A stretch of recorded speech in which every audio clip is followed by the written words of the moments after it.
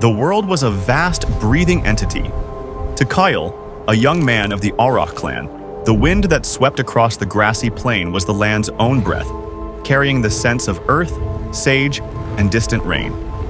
Above, the sky was an immense, cloud-dappled blue, a canvas for the sun's brilliant journey.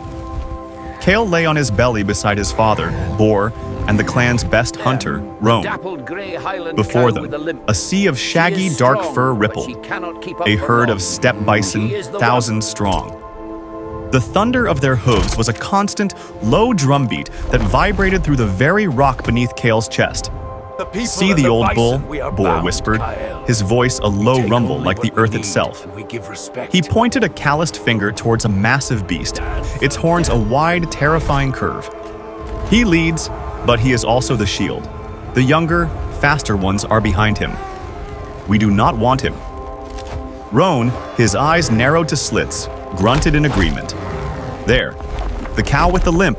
She is strong, but she cannot keep up for long. She is the one. This was Kael's first great hunt. He had practiced with his spear thrower until his shoulder ached, but this was different. This was life. The success of the hunt meant full bellies, rendered fat for lamps and thick hides for the coming winter. Failure meant hunger, weakness, and the desperate gnawing of starvation. Boar looked at his son, his face a roadmap of scars and sun.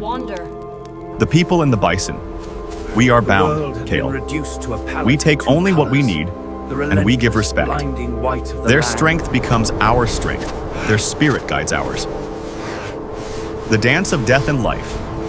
The signal came, a sharp, mimicking cry of a hawk from the far side of the plain. The hunters rose as one. They were not many, but they were coordinated, a single mind in many bodies. They erupted from the tall grass, their voices rising in a unified, terrifying chorus. Hold tight, Kael. The herd surged forward in a panicked wave. The hunters did not run directly at them. Instead, they ran with them, channeling the tide of muscle and fear. They were like riverbanks guiding a torrent. Kael ran, his heart hammering against his ribs, his lungs burning. He saw Roan launch his spear. The weapon, propelled by the clever leverage of the thrower, flew with impossible speed and force, finding its mark in the flank of the limping cow.